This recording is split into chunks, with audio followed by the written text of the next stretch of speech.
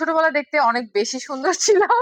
যার জন্য আমার বাবা আমাকে সবসময় রাজকুমারী বলে ডাকে। আমি কখনো দুবাইতে যাইনি। আমরা দুজন মিলে খুব এনজয় করেছি। আমরা সুইমিং করেছি, সুইমিং এ তো ওই ছবিগুলা খুব ফেমাস হয়েছিল। তখন ইনকাম করতেছে 50,000 টাকা, বাট ওরা বলতেছে যে আমি 5 লাখ টাকা ইনকাম করছি। 5 তারিখের পর থেকে সবারই কাজ কমে গিয়েছিল। তারপর হচ্ছে যখন সরকার পতন হয়ে গেছে, অবভিয়াসলি একটা দেশের উপর একটা বড় প্রভাব পড়েছে। দেন সবার কাজ কমে গিয়েছে। এখন মোটামুটি সবার কাজ চলমান শুরু হয়েছে। এখন টুকটাক টুকটাক করে 1 পা 2 পা করে সবার কাজ এখন টুকটাক চলছে। একটা ভালো জায়গায় নিজেকে দেখতে চাই। আর হচ্ছে আমি এখন যে পজিশন বিলং করছি, I think it's not enough for me.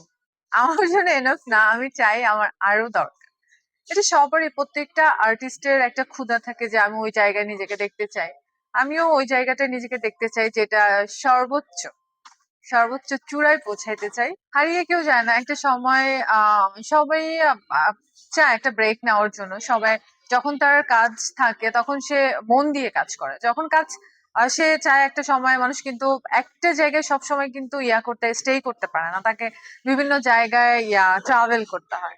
তো সেই জায়গা থেকে মানুষ যখন একটা জায়গায় একটা সেক্টরে কাজ করে তখন তার মনে হয় যে আমি একটু রিল্যাক্স করতে চাই বা আমি কোথাও একটা ঘুরতে যেতে চাই। সেই জায়গা থেকে মানুষ চায় যে আমি একটু নিজেকে সময় দিই বা হচ্ছে একটা ব্রেক নেই। সে ব্রেকের জায়গায় মানুষ বিভিন্ন জায়গায় ঘুরতে যায়, বিভিন্ন জায়গায় থাকে। তো ওইটাকেই সবাই ধরে নেয় যে সে হারিয়ে গেছে। আসলে হারিয়ে যায় না, সে নিজেকে সময় দেওয়াতে ব্যস্ত। আমার কাছে মনে হয় না যে ওই 5-10 লাখ টাকা ড্রেস আপে আমাকে আহামরি এত সুন্দর লাগবে। আমার কথা হচ্ছে যেই ড্রেসে আমি নিজে কমফোর্টেবল ফিল করব, আই থিঙ্ক ওই ড্রেসটা সব থেকে বেশি সুন্দর। আর সেটা পরলে যে কাউকে বেশি সুন্দর লাগবে। যদি দেখা গেল আমি অনেক 5-10-20 লাখ টাকার একটা ড্রেস পরলাম, বাট আমি আনকমফোর্টেবল, এভাবে করছি এভাবে করছি, দেন আমাকে ইজি বিজি একটা ব্যাপার দিচ্ছে, সেটা তো আসলেই আমার কাছে মনে হয় না যে ওটা টাকাকে ভ্যারি করে। যে ওই টাকার জন্য যে আমাকে বেশি সুন্দর লাগতেছে, বিষয়টা এরকম না।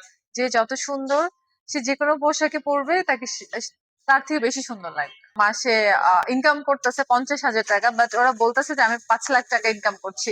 আই ডোন্ট নো ওরা কিভাবে বলে। আমি তো জাস্ট আমি অবাক, আমি জাস্ট দেখতেই থাকি যে কি বলতেছে ওরা। আসলে কি 5 লাখ টাকা মানুষ ইনকাম করে? আসলেই না। এটা হচ্ছে যে ওরা নিজেকে হাইপ করার জন্য এটা বলে। তার কারণ হচ্ছে যে 5 লাখ টাকা কেউ ইনকাম করে না, কারণ এখন তো এরকম কোনো কাজই নেই যে 5 লাখ টাকার কাজ মানুষ করবে।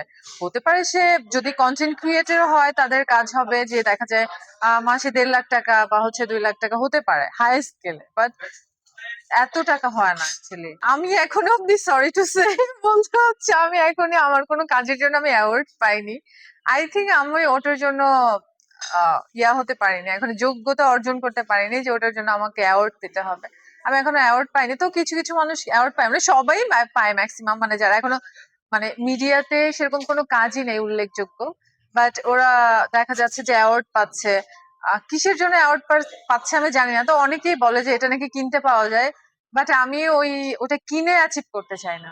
আমরা দুজন মিলে খুব এনজয় করেছি। আমরা সুইমিং করেছি, সুইমিং এ তো ওই ছবিগুলা খুব ফেমাস হয়েছিল তখন, যে আমরা দুজন মিলে সুইমিং করছি। বিভিন্ন দেখি মানে পত্র পত্রিকায় আমাদের দুজনের ছবি দিচ্ছিল, বাট তখন মজা পেয়েছিলাম। শ্রীলঙ্কা আমি কাজের জন্য গিয়েছি। আমি কখনো দুবাইতে যাইনি, বাট আমার ইনভাইটেশন আসছিল। আমার একটা ফ্রেন্ড থাকে ওখানে, দুবাই পুলিশে আছে, বাট আমি কখনো দুবাইতে যাইনি। সরি, আমার কেউ দুবাইতে নাই। প্রথম আমার কাজের আমাকে রেমুনেশন দেওয়া হয়েছিল 5,000 টাকা। আমি এই 5,000 টাকাতে অনেক কিছু করে ফেলবো, আমি অনেক এক্সাইটেড ছিলাম তখন। 5,000 টাকা পেয়ে কি কি করব, অনেক ঘুরেছি আমরা। 3 বান্ধবী মিলে, লাইক শাহরুখ খানের একটা মুভি আছে না, ট্রেনে করে জার্নি করে যে। হ্যাঁ হ্যাঁ হ্যাঁ হ্যাঁ, আমি পারি না এটা।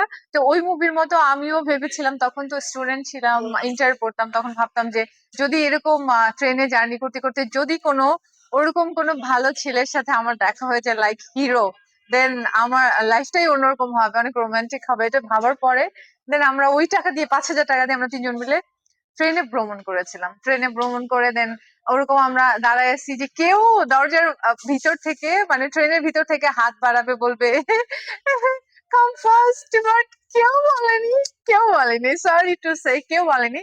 বাট আমরা তিনজন তিনজনকে টেক ওভার করেছিলাম। দেন আমরা জার্নি করেছিলাম ওই 5,000 টাকা দিয়ে। আমাদের এটা একটা মেমোরিজ। জানি না আমার নামটা কেন রাজকুমারী হলো, বাট হচ্ছে আমি যখন ছোট ছিলাম তখন আমার বড় বোন আছে, দেন আমি হচ্ছি মেঝো। ছোটবেলা দেখতে অনেক বেশি সুন্দর ছিলাম, যার জন্য আমার বাবা আমাকে সবসময় রাজকুমারী বলে ডাকতো। দ্যাট সেখান থেকেই আমার নাম রাজকুমারী।